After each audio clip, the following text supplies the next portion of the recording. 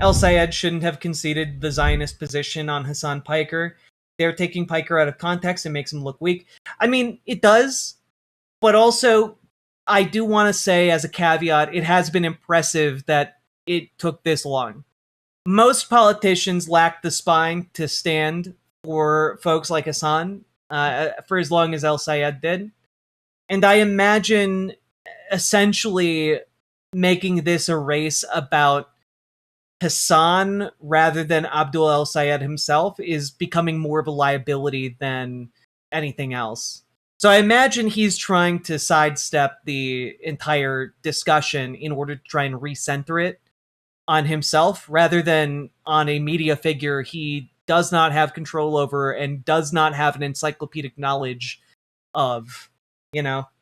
It's also possible that now that they're in the general, he's getting advised by, you know, more general Democratic strategists who find Hasan to be a heavier lift than they're used to. The dirty secret is nobody needs Hasan campaigning for them to win this election. Yeah, but also it's frustrating because, like, we endured, like, years of Democratic politicians being like, where's the Joe Rogan of the left? And suddenly they got one, and they were like, wait, not like that. It's very frustrating. I wish Hasan would stop making these kind of inflammatory comments, though. But the problem is the comment in question isn't an inflammatory comment.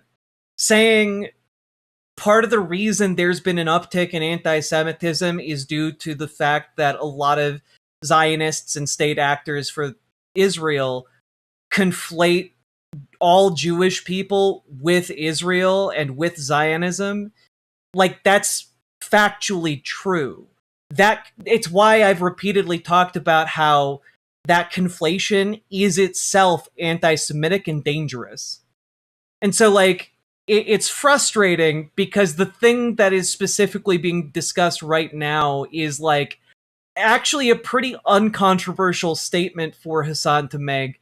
I think even Ezra Klein and, like, the Pod Save America boys have said the same thing, which is, it just seems like this is a weird straw to break the camel's back, you know? It's an asymmetrical field. Yeah, look, I also just am like, Abdul El-Sayed is campaigning right now. He does not have the time or ability to stay up on everything that Hasan Piker is doing, you know? Ultimately, I just kind of think that, like, well, it does definitely suck. I do think that, like, I see, like, the political reasoning behind it, even if it's over a very stupid thing. I don't think I would have caved on this, but I do kind of understand why he wants to move the conversation away from Hasan Piker. Because I'm going to be honest, no one outside the Democratic Party, like Democratic Party officials, give a single shit about Hasan. Most Democratic voters don't know who Hasan is. Most conservatives don't know who Hasan Piker is. Anyway, I guess all of that is a lead into the actual segment, so we might as well just start it now. I'm sorry about that, folks. Anyway, let's just get into the segment proper. Setting Hasan aside, because I did want to talk about the fact that I do really like what Abdul El-Sayed is campaigning on, and I wish the conversation were more on what he was campaigning on than about Hasan. You know? I think it's more worthwhile to talk about what Abdul El-Sayed is actively doing and standing for right now, other than Hasan. And I understand that it's bigger than Hasan in the sense that, like, Hasan has been made a symbol by Democratic operatives of, like, the wider left, and that this in turn is some kind of victory for the establishment. But ultimately, what we have with Abdul El-Sayed is a guy who's going up in front of a camera and saying stuff like this. Fighting for rights that you don't use or may not understand is about fighting for rights generally. We're being told that if we only give up, if we sacrifice the rights of some people, then the rest of us get to keep our rights. Which we all know is some bullshit. Because rights are rights are rights are rights. Whether you use a certain set of rights every day or have no clue why anybody would want to use them, the idea that the government can come in and come for your rights is itself an assault on all of our rights. Yes. And so I also have certain rights that I use that most people in this room don't use. I put my face on the ground 34 times a day. I value being able to walk into places and do that. I don't need people to understand why. I just need them to agree that the government can't tell me not to. Yeah. Similarly, when it comes to trans rights, I don't need people to understand why. I need people to make sure that the government can't come in and tell people not to.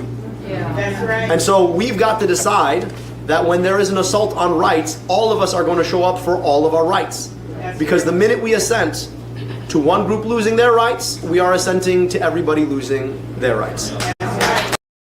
What an like, that is such a great way to lay it all out. It's such a great way to lay it all out. And then he runs them through each of these talking points. It is perfect. The way that he lays it out and has people nodding along, and then they finally get it when it's applied to trans people. They finally get it when it comes to trans people. And they might not get why for trans people, but they understand the foundational, which is that people should have the right to exist as trans in America. I think that that is beautiful. I think that's wonderful. I like that he is making this a core part of his campaign messaging, and that not only is he standing up for trans people, but he's drawing a direct parallel between his ability to exist in our society as a Muslim and our ability to exist in society as trans people. Both of those things should be protected rights. And I like that he is standing up for both. And the message that it puts out there is that in the same way he will fight for his right to pray, he will fight for a trans person's right to exist, a trans person's right to be able to use the bathroom, etc., etc., etc. And that, I think, is a really powerful message to send. I'm like, it kind of makes me want to tear up, you know? First they came for the immigrants and the trans folks, and I went to protest because I read the rest of the damn poem. Anime Sidekick Gal, thank you for the $10 super chat. Putting YouTube chat on your back today and hauling it up that hill. Giving Sake Tanuki a run for his money. And Nathan as well. All that being said, why is so much smoke coming for Abdul El-Sayed? Why are they trying to make a mountain out of a molehill regarding, Hasan Piker when it comes to Abdul El-Sayed? Republicans are kind of freaking out. Republicans dealt quadruple polling blow in race against Abdul El-Sayed. This is from last week. Anime Sidekick Gal, thank you for the 20 gifted memberships. Very, very much appreciated. Hot diggity damn. YouTube chat supremacy established, I see. But yeah, the polling here is devastating for Republicans in Michigan. Let's just take a quick look here. Yeah, the series of polls showed El-Sayed with narrow single-digit leads, meaning the race against Rogers is still expected to be competitive in November. However, they may welcome news for Democrats after some polling around the primary gave Rogers an advantage. An AARP poll released on Thursday found El-Sayed leading Rogers by a single point, 48% to 47%. El-Sayed received support from 91% of Democratic respondents, while Rogers received support from 96% of Republicans. Independents narrowly broke for El-Sayed, 48% to 42%. There are signs in the poll that El-Sayed still has work to do in consolidating the base. He had a 41% lead among black voters. Although that's a lead, it is much more narrow than the former Vice President Kamala Harris's 76-point win among black voters in Michigan during the 2024 election. It surveyed 877 likely voters from August 9th to 11th, with a margin of error of plus or minus 3.3 percentage points. Meanwhile, a survey from Susquehanna Polling and Research Inc. showed El-Sayed up 7 points, 46% to 39%. Despite public media reports that El-Sayed is facing a divided Democratic electorate after a bruising and closely contested August 4th primary, he leads Rogers 91% to 0% with self-identified Democrats and leads Rogers 46% to 24% with independents and unaffiliated voters, rather. So really what we're getting at here is like some of the polling indicates that it is in fact a very close race. if we want to be a little bit more conservative and hew towards that closer polling, just to be on the safe side, it does suddenly make a little bit more sense that Abdul El-Sayed wants to keep the focus of the campaign in the general on himself. Because when it's on him, he's able to rally more of the base. Yeah, I mean, the level of Islamophobia is currently insane. Let me just pull this up, which by the way, I do think works in his favor politically with Michiganders. Let me pull this up here, and probably with independents as well. So this is a Democratic operative being talked to on C-SPAN. Just make sure the audio is all set up. Brooklyn, Democrat. Good morning. Good morning. Hi, can you hear me clearly? Okay, thanks. Yeah, I'm just amazed. I guess I'm a third person is calling to say, Michael De La Rosa, what you're doing a tag team with your Republican buddy. You might as well be a Republican. Do you want to win the Senate back in 2026? The only way you're going to do it, you're going to need Michigan, and you're dissing this guy El-Sayed. What's wrong with you? Are you out of your mind? Yeah, I'm sorry. It's just, it's just beyond me that you're coming on as a Democratic strategist. How dare you? I mean, I'm from Brooklyn. I think Adam Goodman's kid could do a better job supporting the Democrats. I think he should be talking to his father across the table there. Hey, Michael, can you give us? Did you support Mayor Mamdani for Absolutely. election? Okay. Do you consider yourself a Democratic socialist? I'm yes and no. I'm kind of in the. Seriously. I stumped for Bernie Sanders. I stumped for Bernie Sanders in 5 states. Well, all right, in 2016. There we go. I'm absolutely a Bernie. I'm a dyed-in-the-wool Bernie guy. But the thing is, when Bernie lost and he got ripped off, you had Ted. What's his name? Ted. Look at this. This guy is just like pinching his nose, he's laughing, and he's getting called out for essentially trying to sabotage the El-Sayed campaign, because a not insignificant number of establishment Democrats have been coming out and saying, oh, we don't need to win Michigan anymore. El-Sayed won Michigan. Well, we don't need him to win the U.S. Senate back. And that's bullshit. That is, frankly, complete bullshit. Divine on your show a couple of weeks ago, and this guy, they basically really did screw Bernie. But the thing is, after the primary, I was advising people in my group. I was saying, please, you gotta vote for Hillary. I know she stinks to me. She stinks, but she doesn't stink as much as Trump. Trump really stinks. So it's like you have to go there. But a lot of these schmoes ended up voting for Jill Stein. Nice job, right? Good job. How we got Donald Trump. It's some wild stuff going on here. Now, I did want to pull this up as well because there's another one with this same guy. It's the same press conference here on C-SPAN. What kind of a Democratic strategist are you?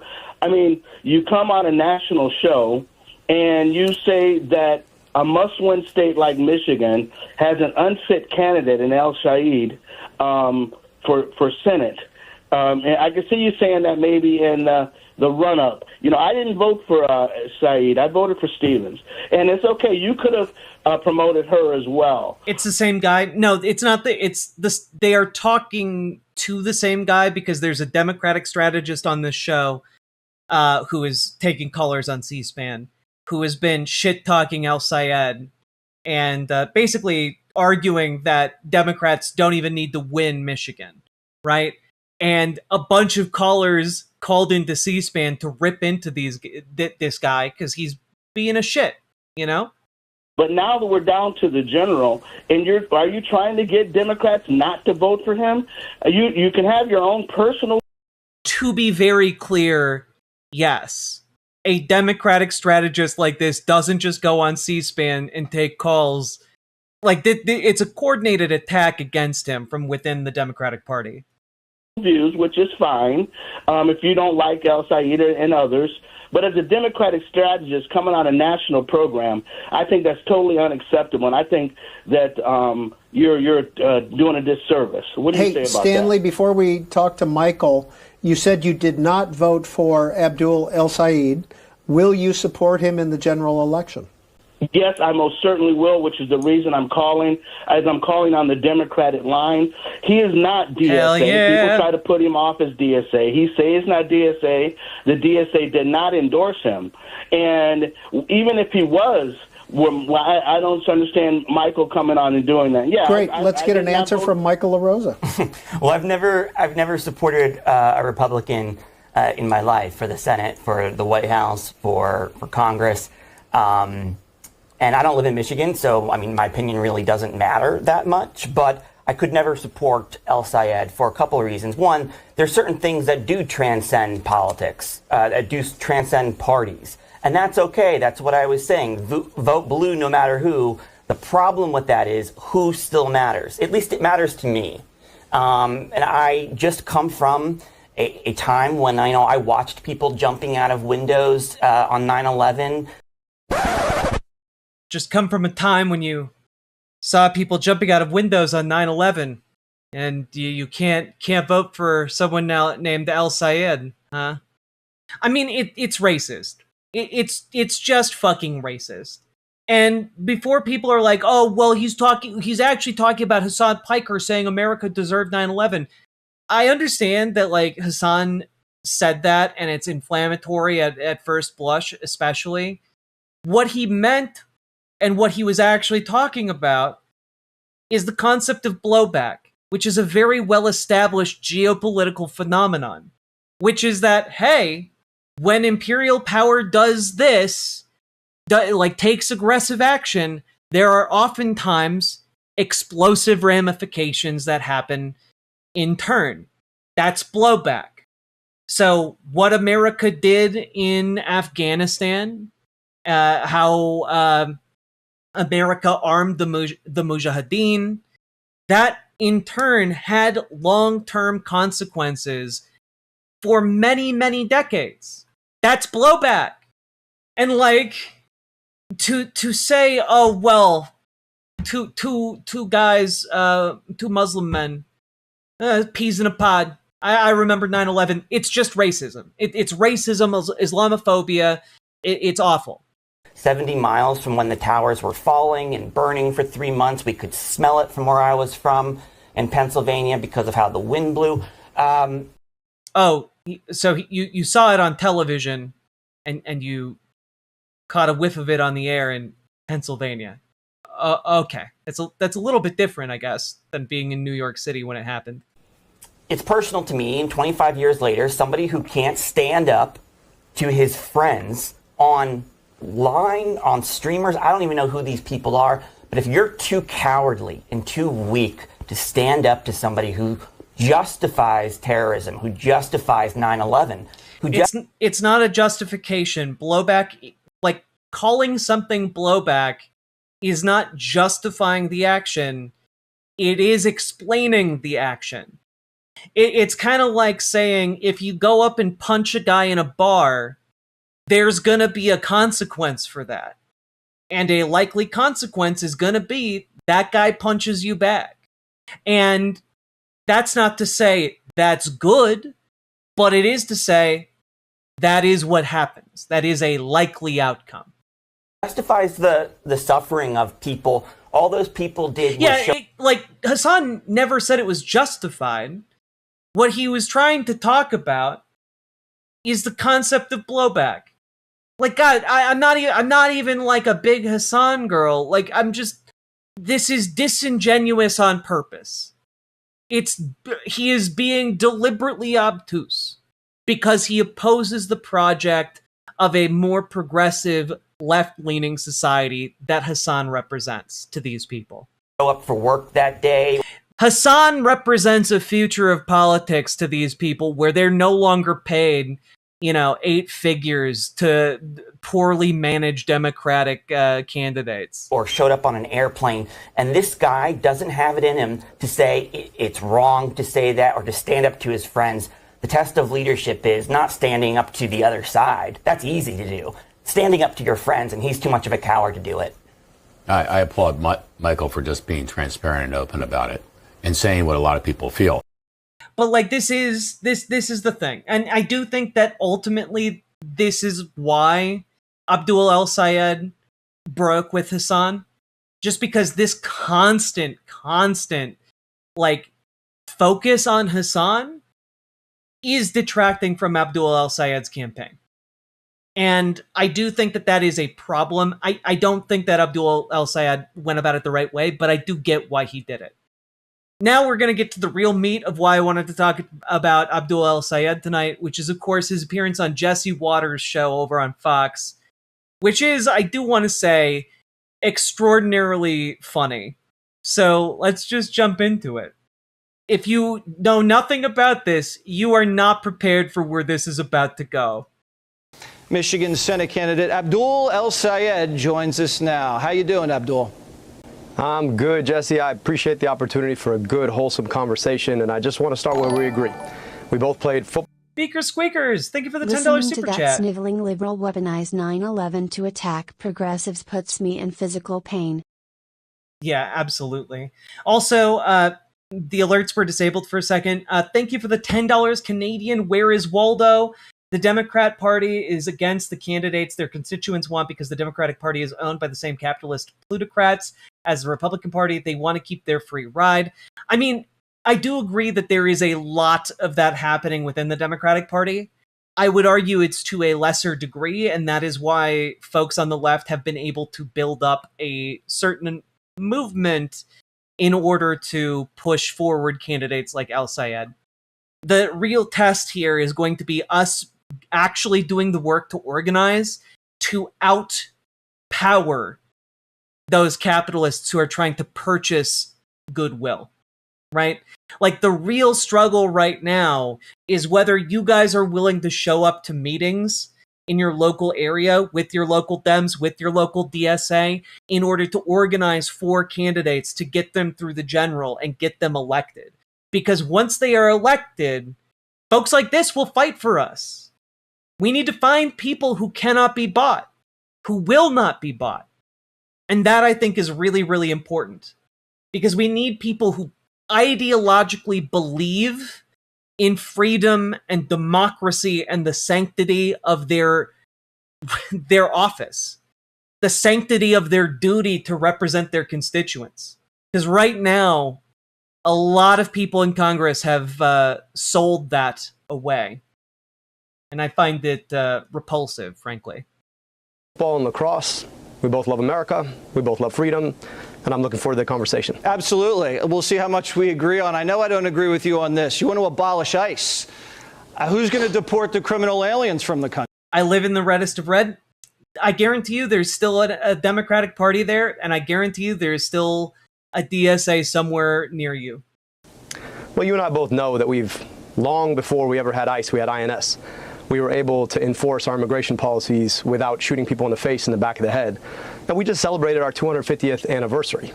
That was an anniversary of throwing away tyranny. Now, to bring that tyranny back under the guise of the U.S. government itself, that seems to me to be inconsistent with the freedom you and I both love. Yeah, but I mean, that's a dodge, Abdul. I gotta be honest, incredible. Abdul El-Sayed going on here, this is going to be an incredibly hostile interview, but going on there and immediately just being like, well, we had INS and we were fine. We've survived over a quarter of a millennium.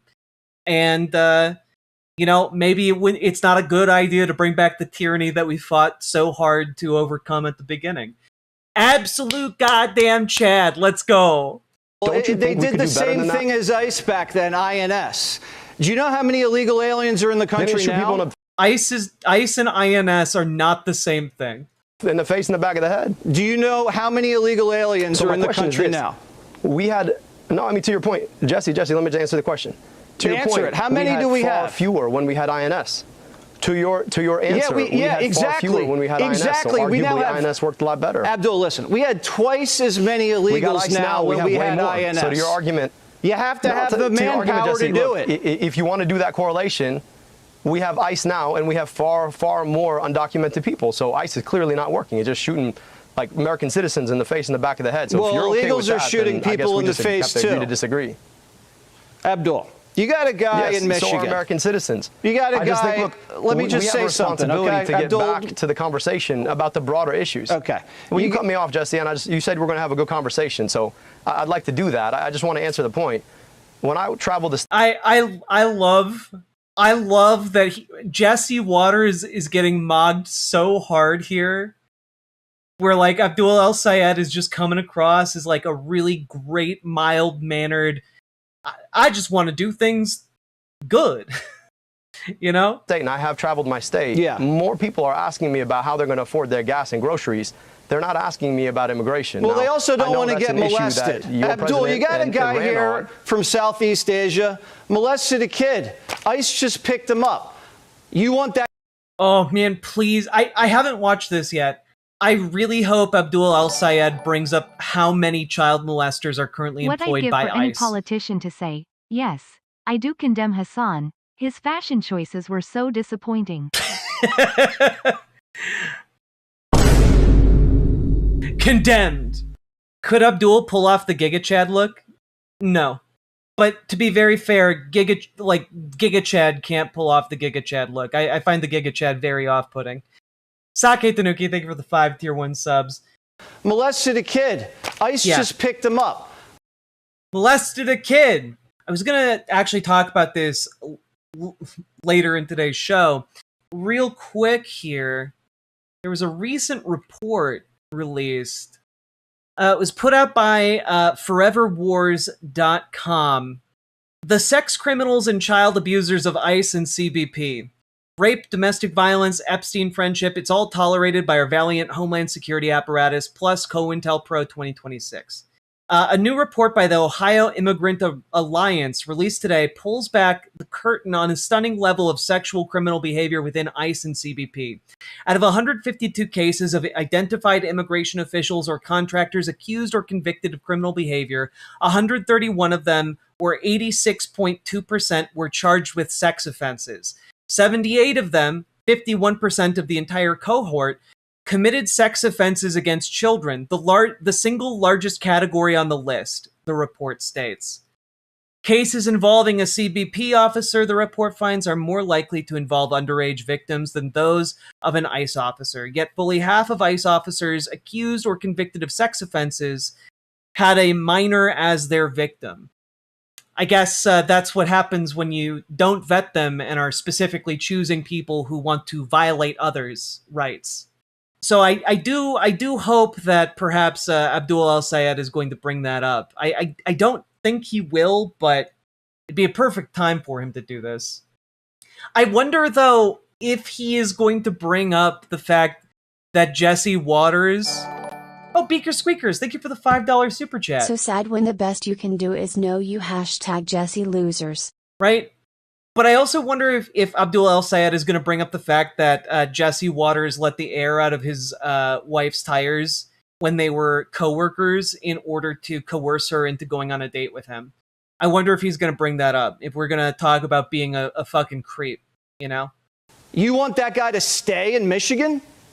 I'm glad that guy got picked up, but that's a different thing than saying that INS would not have picked him up. Jesse, you're too smart for this. It's a bureaucratic game you're playing, and that's a dodge. You point to him, you say, it's a bureaucratic game you're playing. You're literally talking about a bureaucratic agency. We need guys to get these guys out of the country. And therefore, ICE, we need ICE.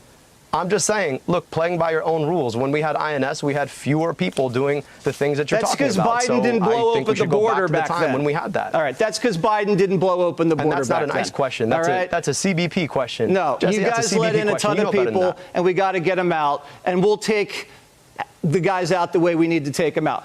Green New Deal, you back that up. Do you drive an electric car? I drive a plug-in hybrid made right in the United States. The bigger question about cars, though, is why the president just started a trade war or escalated a trade war with Canada. It's about to make all of our cars, especially the internal combustion engine cars, so much more expensive. You Also, want to we can get talk about rid of the actual war in internal Iran that's raising our combustion gas engine. prices. Imagine saying this to a guy. Imagine saying this to a guy who is running to represent Michigan. You oppose the internal combustion engine? That's maybe one of the stupidest things I've ever heard somebody say. Do you or do you not oppose the internal combustion engine? Are you ready to combust? You want to feel like that man can't control himself because of this carnal, just unbridled attraction to you that he can't keep his hands off of you. You're gonna look like a podling who's been fully drained. Gonna combust, everyone. No, I don't. Who told you that? That's what the Green New Deal My dad came says. to America to design internal combustion engines. No, that's The not Green what New Deal says phase out it says that fossil we fuels. Could build renewable energy opportunities. Look, I'm not going to defend the Green New Deal. What I'm telling you, though, is that we... You should, though. Like, when we're talking about the fucking planet, yeah, we should phase out fossil fuels. That's a long-term project. That's maybe like 100-year-long project.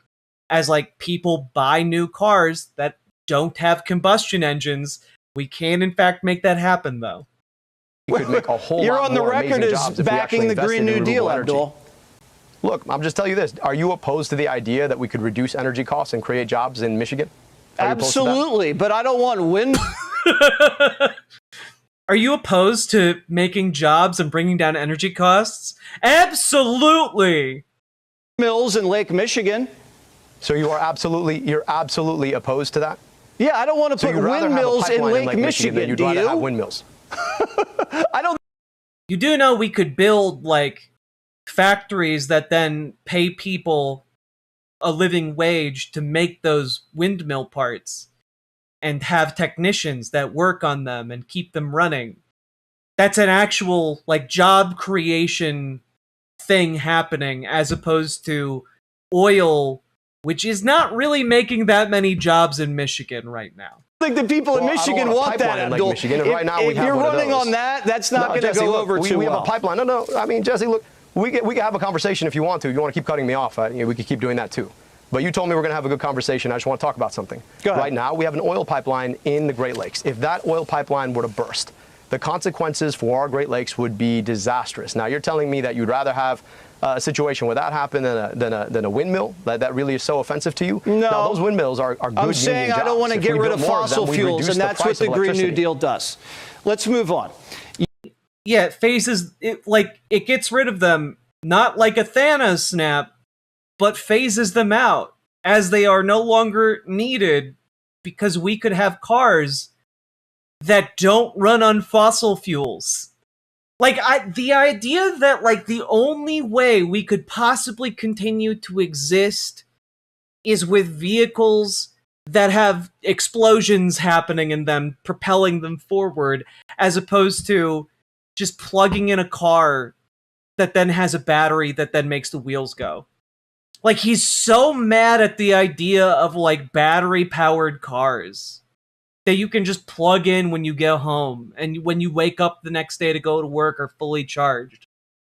And then all of that energy is generated by the sun and wind, things we will never run out of. Oh, that actually explains a lot. Jesse Waters has a gasoline sniffing situation happening. He's addicted to the huff. You want to And I'm soak not saying the that either. rich. Look. Rabdul, because this isn't a podcast. I got to sell ads in the breaks. You want to soak the rich. Let's listen to what you said about the taxes. Run it. I also think we got to start taxing wealth for people who have over $100 million. I mean, at that point, like, what even are you going to do with more money? I love how Jesse Waters thinks that's a gotcha. Oh no, guys. He wants to tax people with over $100 million. Oh no. Whomst among us doesn't know someone with $100 million? Has anyone ever thought about the poor plight of those with hundreds of millions of dollars? How small and insignificant they must feel next to those who have billions of dollars? Have you ever thought about their bruised egos? How they feel going to a cocktail party hosted by a billionaire when they are a mere 100-millionaire? Won't somebody finally think about the rich, but not truly upper-tier billion-dollar rich? Just the very, very rich instead of obscenely rich. What would happen to them if they were taxed on money made over $100 million? They'd have to live like a poor person with only $99 million. What are you going to do with more money? I mean, whatever I want. I mean, Jesse, I don't know how much you make. Look, not a billion. But I think I'd rather have. Well, yeah, look, so that's exactly. I gotta be honest, I do find this like a weird attitude to have, because, like, I don't know, like, I don't have a lot of money, but I genuinely can't imagine what I would do with $100 million. That's that's an insane amount of money to me. And what would you do? I can't even imagine all of the things that amount of money could do. That's insane. Like, I don't need that much money. Nobody needs that much money. And part of the problem is, I think more people need to say, nobody needs that much money. And I say this because once you have, like, the amount of money they're talking about, once you have, like, $1 billion, we're talking like an amount of money that can topple governments. We're talking an amount of money that can buy you a private military that you could just use to take over an entire country. Like, we're talking like a crazy amount of money that has concentrated power into your hands in a way that is very, very easy for people to misuse in ways that would fuck over everybody else. And I just don't think society should allow that. It's too destabilizing. Exactly it, right? The question ultimately is, do you want to drive on good roads, or would you rather have a billionaire make a second billion? That's what Mike Rogers wants. That's what Donald Trump wants. Apparently that's what you want. I think the people of Michigan want something different. They want good roads and good schools. So you're saying Beyonce, who just became a billionaire, she has to break you off something every year? That is called taxation. What you are describing, taxation. And also, yeah, she should be taxed on her billions of dollars. Like, he's incredulous about it. She has to pay the politicians. It's not me. It's the American public. You're Beyonce, the one that wants the money. To be able to.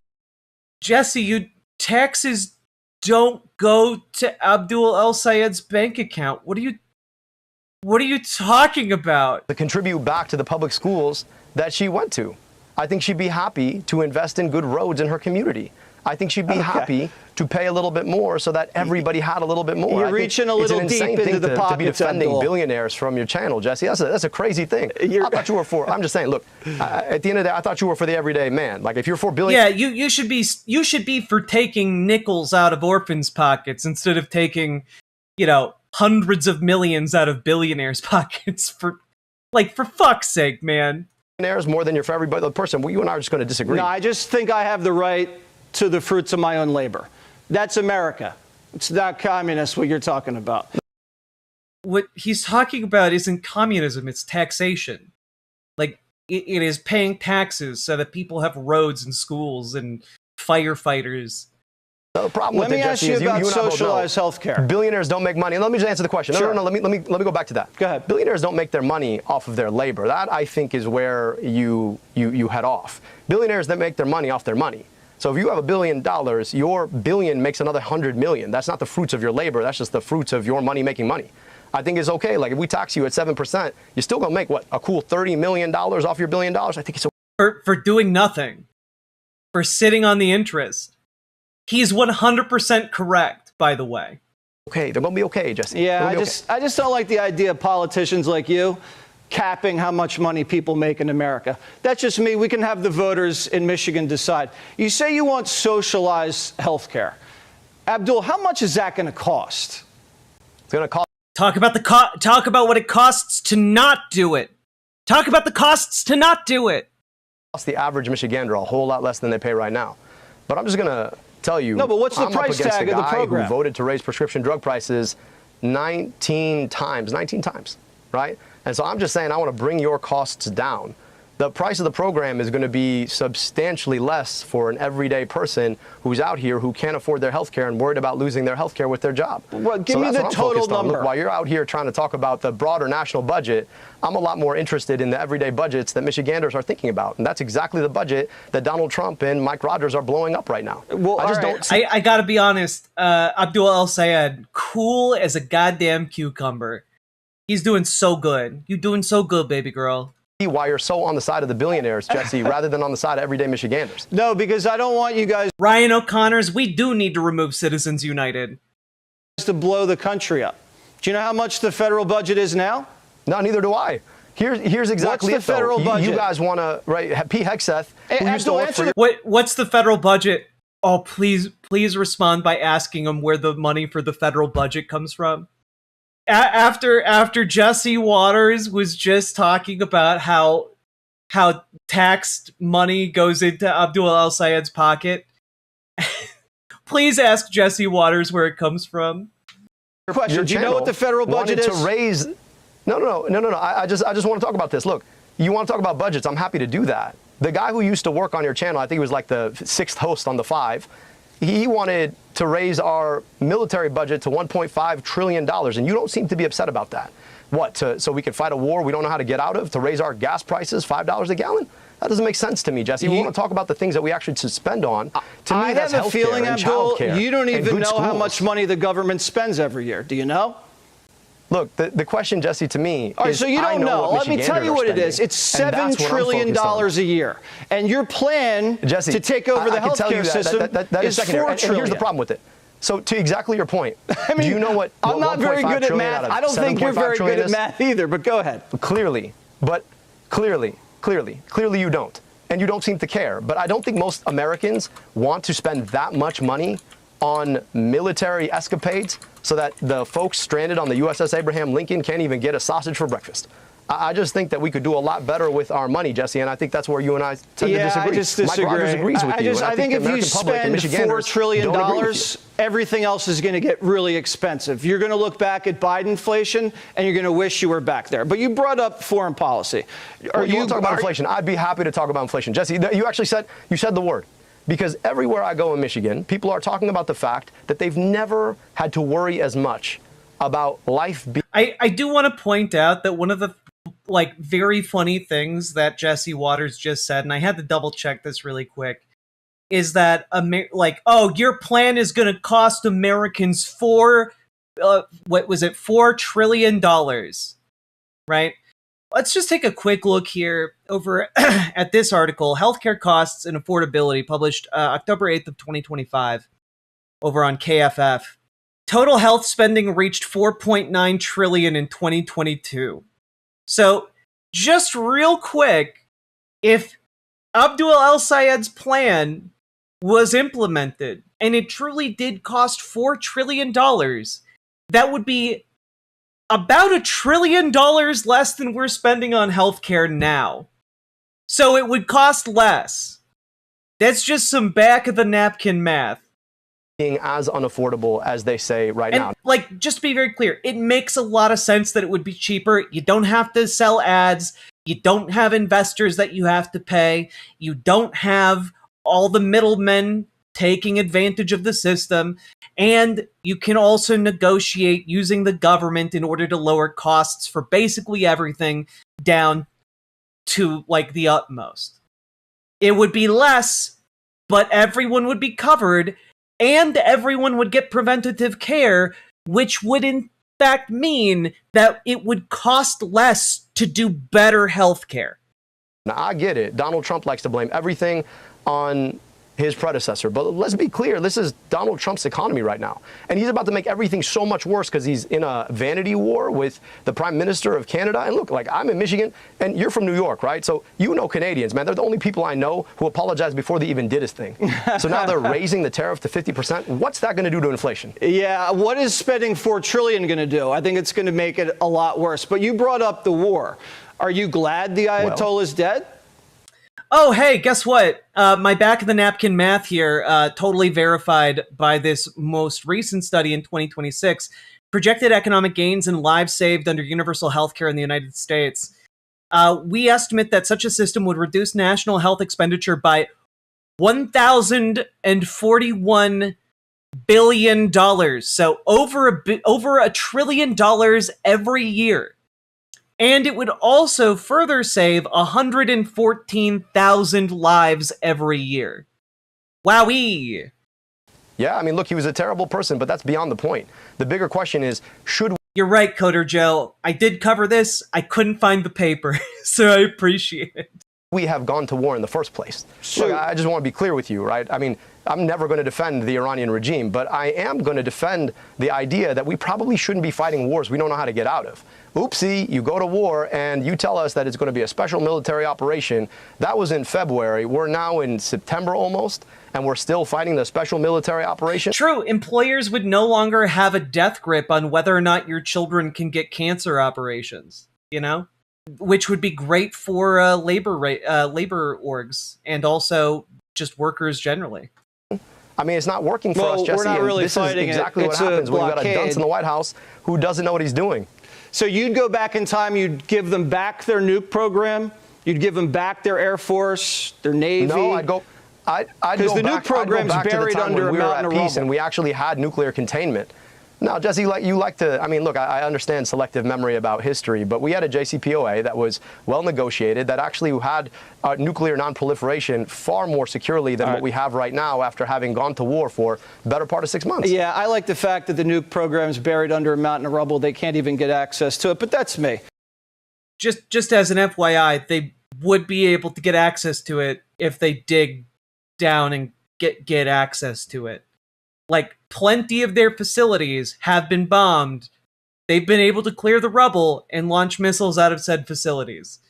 Number one. Number two, I just want to reiterate, they would not be trying to get a nuclear weapon if Donald Trump hadn't ripped up the JCPOA. God, this guy is stupid. Jesse Waters is truly next level stupid. It's true.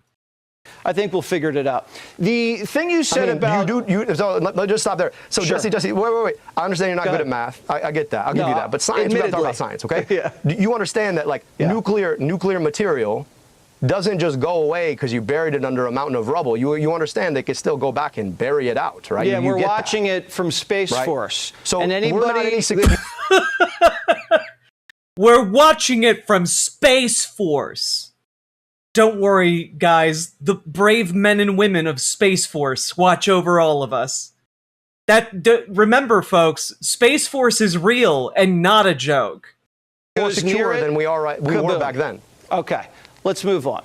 You said you know what I really need on the soundboard? I need like I need like a button that plays this.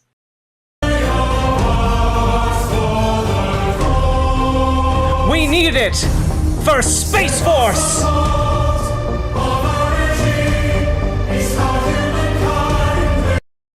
We need like the Helldivers theme. Whenever we talk about Space Force, we need that. Or this one.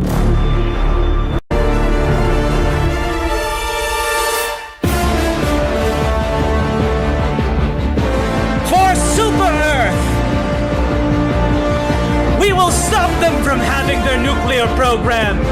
We shall monitor them from space. They will not be able to start their nuclear program. We will spread democracy to them through an inferno of violence. Who will step up and do their part for Space Force? Getting rid of Sharia law was white supremacy. Let's roll the tape. Go.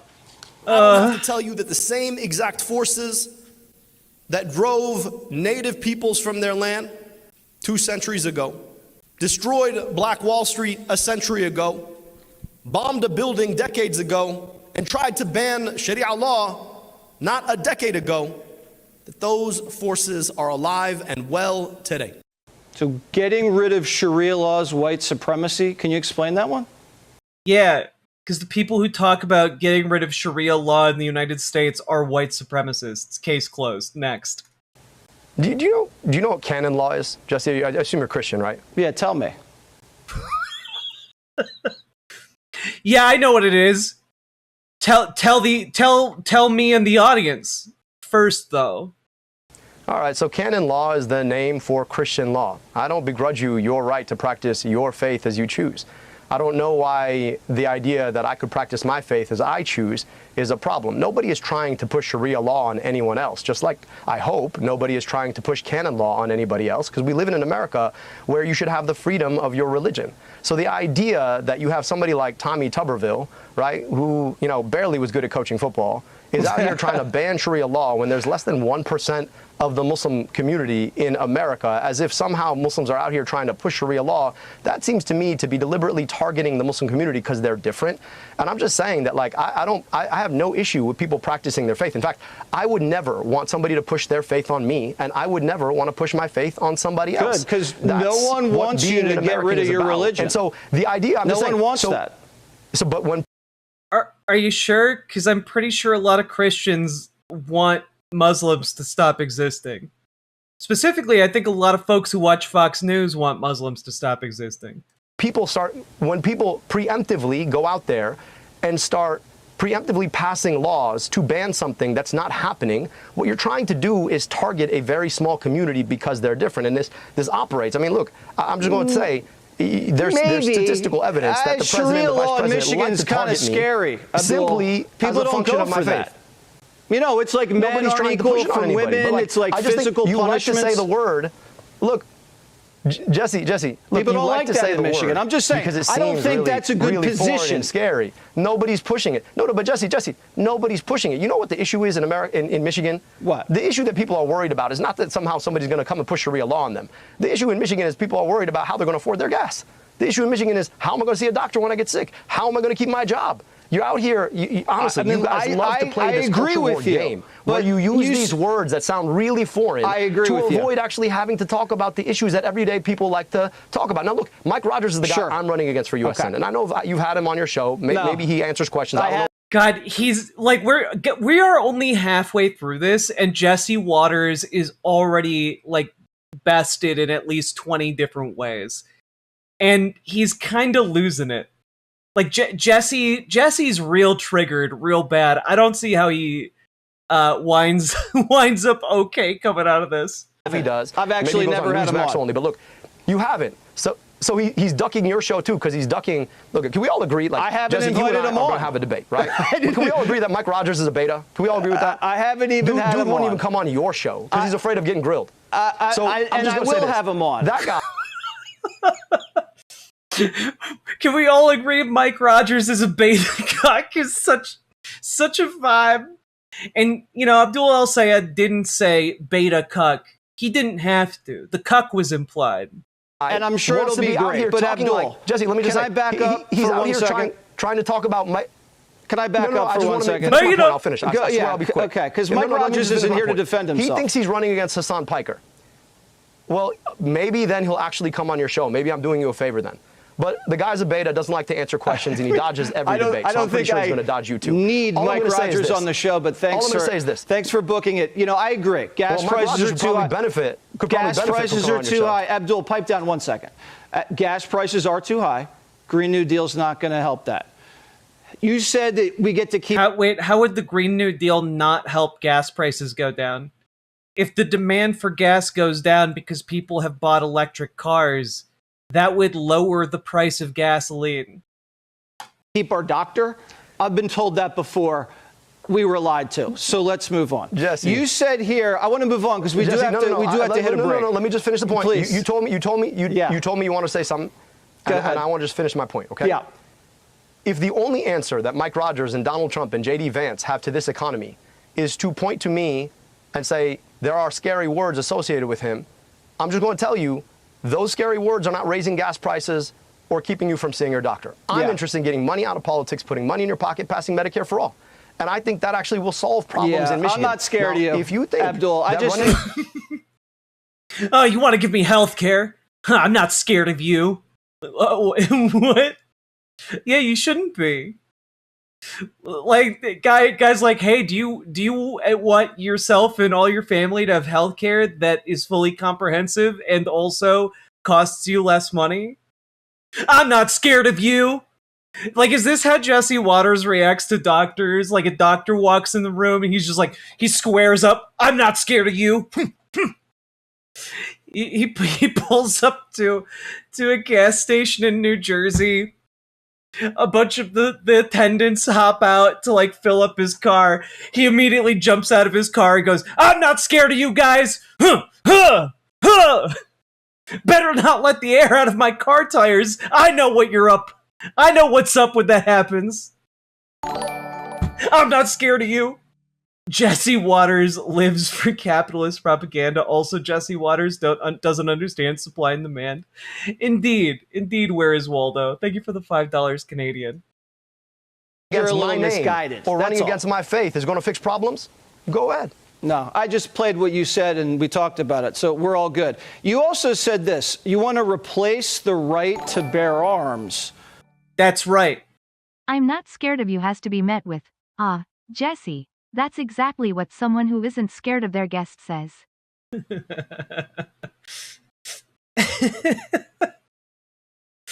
honestly, like, with a few more well-placed comments here, Jesse Waters would definitely look like like just a little subby-wubby, you know? Abdul El-Sayed is having a very dominant performance here. Sake Tanuki, thank you for the 5 tier 1 subs. I very, very much appreciate the support. With the right to health care. You don't want to replace the Second Amendment, do you? Well, look, man, I think more people are more worried about whether or not they can see a doctor than whether or not they can have a gun. I'm just going to put that out there. I mean, you're dodging the question. Do you want to replace the Second Amendment? Yeah, dog. That's exactly what he was trying to get out with that statement. He was in fact kicking off an entire effort to repeal the Second Amendment and replace its text with "You have the right to Medicare for all." You got him. Absolutely. Brilliant masterstroke attack there, Jesse. I'm just saying that more people are more concerned about seeing a doctor. If we had a right to health care in this country, they probably wouldn't. And I think that'd be a pretty good thing, don't you? I think you dodged the question. And that's a pretty big one in Michigan. But I'll take it as what you said. You Jesse, said look, Colin Kaepernick. I'm perfectly fine with people. Let me just finish the thing. I'm perfectly happy with people wearing long sleeves, Jesse. This is a horrific attack. That's your point. You said I dodged a question. I'm perfectly okay with people having their hunting rifles. It's an important pastime. I've got family that goes hunting every single year. But don't you think we should have a right to health care? Don't you think that'd be a good thing in America? Can we just say that? 75% of the country likes the health care coverage they have. I don't want to screw that up. No, 75% of the country wants guaranteed health care through Medicare for all. So maybe you have your facts. I guess I know you guys do alternative facts over here. We'll find out. I'll give you that. We'll find out in November. But that's a Gallup poll. You might not believe it, but yes, we will. I'm telling you what it is. Yes, we will. You said Colin Kaepernick was a good guy, and you said the NFL was racist. What did you mean by that? Look, I think for Colin Kaepernick's sake, I think he should have had several more years in the NFL. Now, I think he's a pretty damn good quarterback. I think, unfortunately, he lost a lot of time. But the bigger question right now when it comes to football, look, I know you guys like to think I don't like football, but I'm happy to line up against anybody who thinks that I don't like football. And I'll just tell you, the bigger issue that we have for football right now is I looked at ticket prices to try and go and see a game with my family. It's astronomical, through the roof. Now, I think football used to be the kind of thing that you could enjoy with people. It's another dodge, Abdul. So we want to talk about football. I want to talk about access to football. I asked you if you thought the NFL was racist because you said the NFL was racist, and now you're talking about ticket prices. No, I'm just telling you the NFL is too expensive. Yeah. Nah, dog. I'm just telling you it's too expensive to go see ball. All right, like I'm just an average guy. I want to go see football with my friends, drink a beer, or maybe not in this case. But you know, I'm just a regular guy. I want to watch football. I want to go see a football game. Totally normal thing to say. Jesse is coming across like a big time freak here, and that I think is wonderful for El-Sayed's purpose. NFL is too expensive. You don't agree? All right, so you don't think it's racist anymore? I get it. All right. Like, oh my god, the positioning here is brilliant. As Jesse as like an out of touch weirdo, because he absolutely is. Well, I'm glad. You don't think the NFL's racist anymore. That's most good. people can't afford that. Bigger issue with the NFL. You want to talk about the NFL. The bigger issue with the NFL is too many people can't afford it. I get you probably can. And I know that you're in New York, so you have like 2 teams that play in the same place. So you get 2 options. But I'm just saying that here in Michigan, we got 1 team. Okay. And most people can't afford to watch them in the stadium. And I'd like to make it more affordable. Right. So you dodged again. Sex changes for minors. Do you support that? I think anyone who works a full day in a mine, if they want to change their sex, should be able to. You show up day after day and you go miles deep into that earth and you're trugging away in the dark down there and you think to yourself, God, I need some boobs. God, I need a different set of parts down there. And you know what? You deserve it. You should be able to do that. Look, I remember having great conversations with my conservative friends about right-to-try legislation. The idea that the government shouldn't tell you what kind of health care you should have. I just think the government shouldn't tell you what kind of health care you should have. Oh, shit. Paladin points out 3/4 of Americans in the same Gallup poll that Jessie Waters cited earlier rated their health care a D or an F on affordability. What if they got even better, more comprehensive health care that was cheaper? I think people would be happier with that, actually. If you're a minor, you want to try on kids? Now, if you disagree with that, if you disagree that healthcare decisions need to be made by a doctor and their parents and a patient, then we think we agree to disagree. But you want to put government inside. So Abdul, you're a doctor, right? Selectively. I am. So you think it's okay for a parent to slash his kid's thing-a-ling off? You think that's okay? What? I mean, do you really want to have this conversation? Are you circumcised?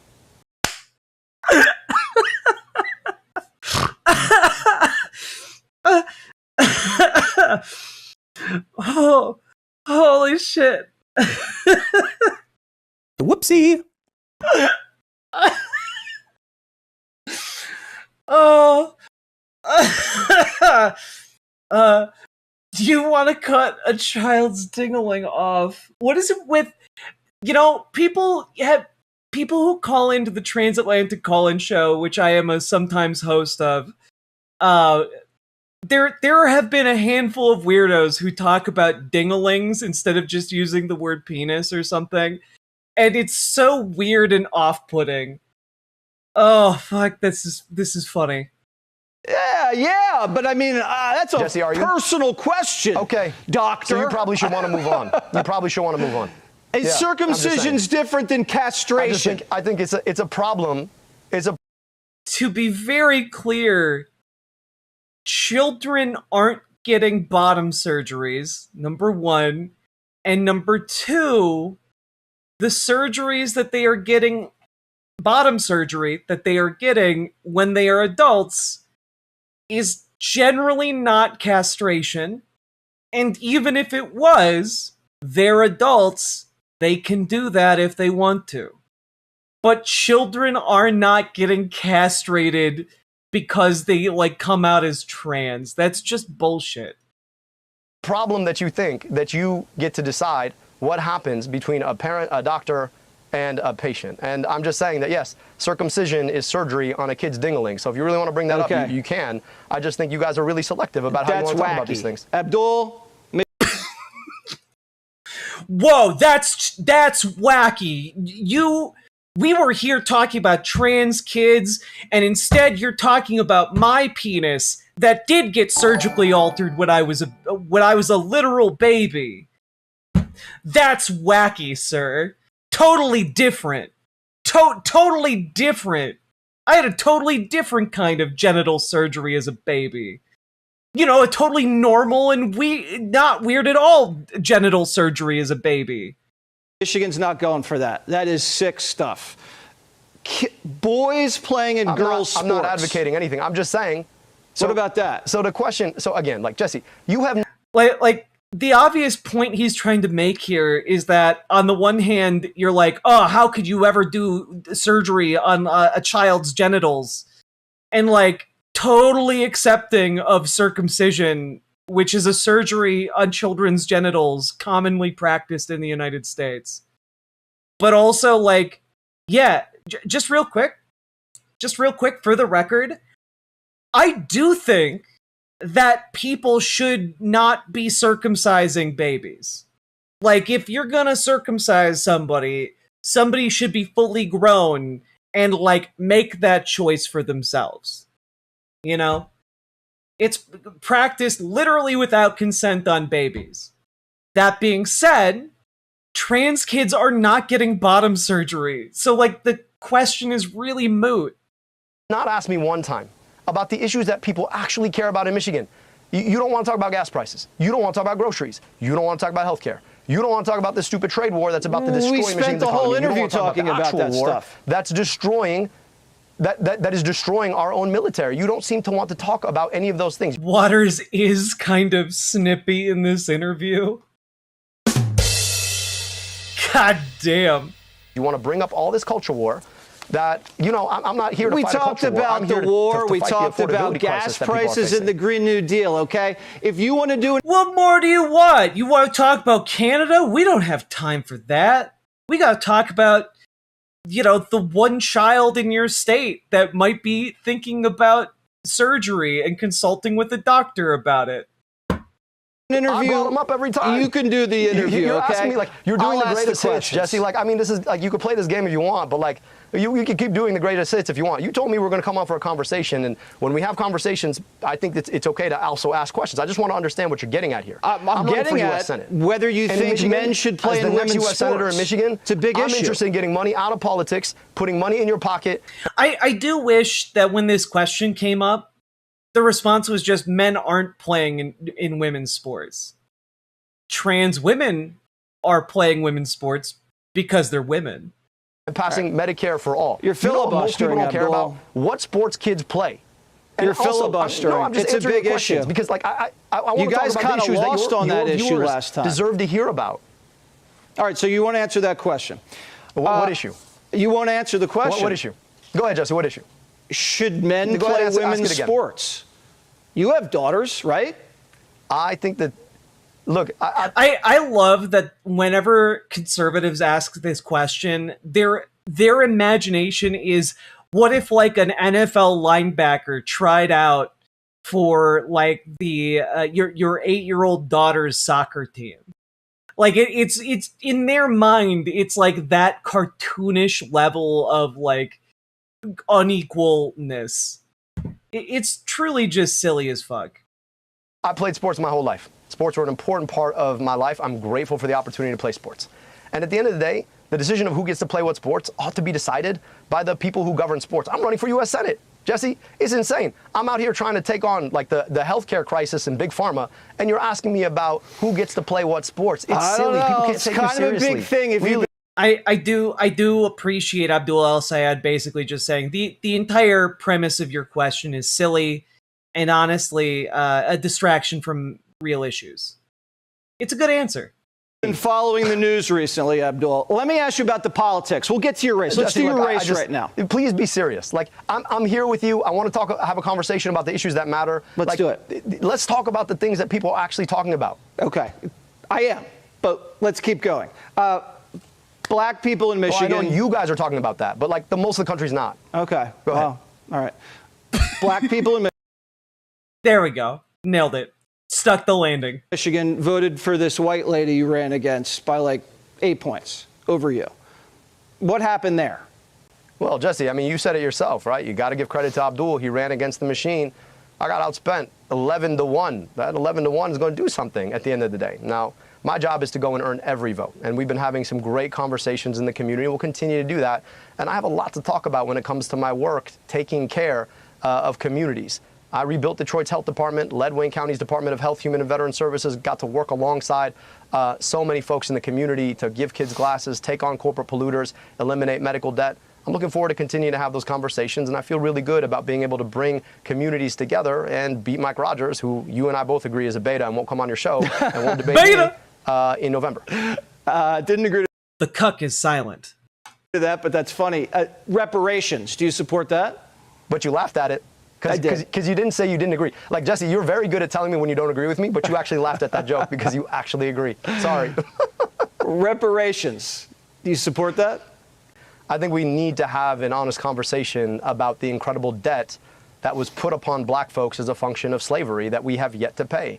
And I just think that's fair. Like if people are enslaved and forced into servitude, and then we don't actually have a conversation about all that was owed, that our own country agreed was owed, I just think that it's past time to have that conversation. That shouldn't be a crazy thing.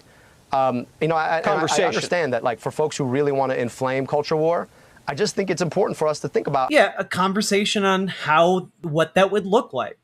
Because it is a truly almost incalculable amount of value that was stolen, right? Like, how would you even begin to repay that? It's a question that a lot of people have grappled with. That's why there are a lot of different approaches to what reparations might look like. And that's why having a conversation about it would be a worthwhile thing to do. Specifically with the people who would be, affected by that historical theft. How do we make sure that communities like the city of Detroit that have been segregated so that you have a disproportionate number of people as a function of redlining who are forced into certain communities, how do we make sure that their schools are made whole? I'll just tell you this, in the city of Detroit right now, they just had $700 million invested in their schools. They're still $1.7 billion behind. And a lot of folks want to say, oh, well, that's profligacy, et cetera, et cetera. No, a lot of that has to do with public policy. Okay. And if public policy created a level in which black folks disproportionately suffer everything from maternal mortality and infant mortality to lack of access to jobs, I think it's important for our country to have a conversation about how we make people whole. You want to have a conversation about it because we have you on the record as backing it, but now you just want to have a conversation. I got it. Well, because he backs the idea, but like, he's not black. So, like, obviously he doesn't want to dictate what the policy would be without including the people who would have been directly affected by this. Well, I couldn't tell you exactly what. Go ahead. Schumer, you said you basically wanted his head on a stake when you were running in the primary. And you still believe that? Well, look, me and the senator have one goal right now. It is to win Michigan. So we're looking forward to doing that. And given the fact that Mike Rogers, who you agree is a beta, is my opponent, it probably shouldn't be very hard. Okay. I respect the fact that you still came haven't on. opposed me. Mike, bro, talk to your guy. I respect the fact that you came on. I don't think you've really looked into some of the policies you're pushing. You seem a little naive, Abdul. I give you credit for facing the music, but some of the stuff's just straight up wacky. I don't know if that's going to fly in Michigan, but we're going to find out. You know what's wacky? We're going to find out. We're going to find out. And you know what's wacky? Yeah. You know what's wacky, though? Yeah. Can I just tell you? You didn't ask me about? What? We got a president of the United States who cares more about the drapes in a ballroom that shouldn't be built than he cares about the war he just got us into, or that he cares about the affordability crisis. That seems to me to be a little bit wacky. So if we want to have a serious conversation about what Michiganders are feeling, I'd love to come back on and talk about getting money out of politics, put money in your pocket, passing Medicare for all. Okay, we'll do it again. I'll tell you, none of that is wacky, and that's what Michiganders want. We'll do it. God damn, he stuck the landing. He did it. He did it. Look at him. Look at him go. What a killer way to close out this conversation. It again, I look forward to it, Abdul. Jesse. It was a good conversation. All right. Thank you so much. Good luck in Michigan. See, at least I don't dodge you. No. Because also being like, I'd love to come on again and talk about XYZ. That's a power move. It is a power move to show how unshaken he is, to show his commitment to these ideas, that he is saying, we're under-discussed. I agree. They were under-discussed in this conversation. And honestly, Jesse Waters just got fucking bodied. Yeah. Thank you. Like 25%. Have a good night. Be sure to like and... Incredible stuff. Well done, Abdul El-Sayed. It is a shame that he felt it necessary to distance himself from Hasan, but you know what? It's understandable. I think it was probably made out of a political calculation about a cost-benefit analysis, and like ultimately his job is to be elected by the people of Michigan, not to be Hasan's BFF.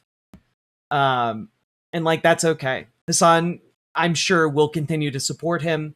I'm sure progressives will continue to support him, but the conversation needs to move on beyond like Hasan. Like this guy has so much more to offer than just Guy Hasan knows.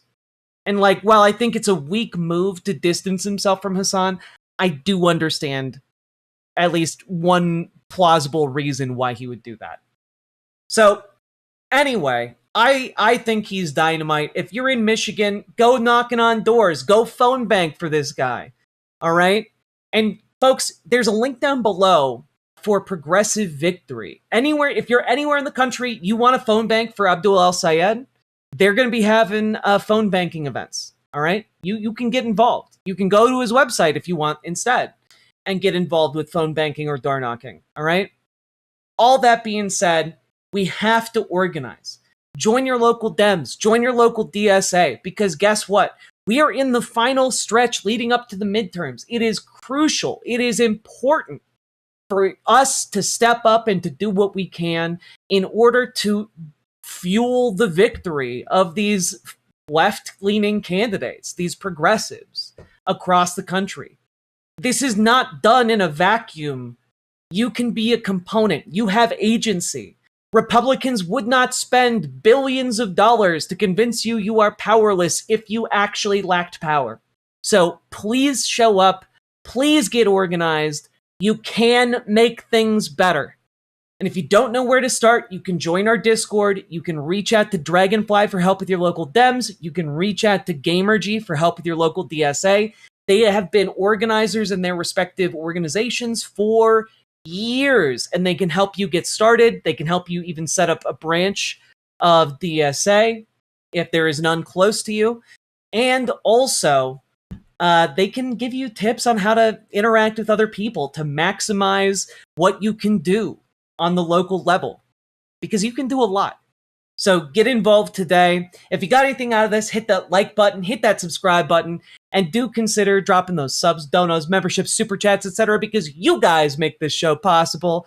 And last but not least, check out ImogeneOlivia.com, gender euphoric lingerie designed from the ground up for trans femmes. I'm wearing it right now. It's super comfortable. It's sexy.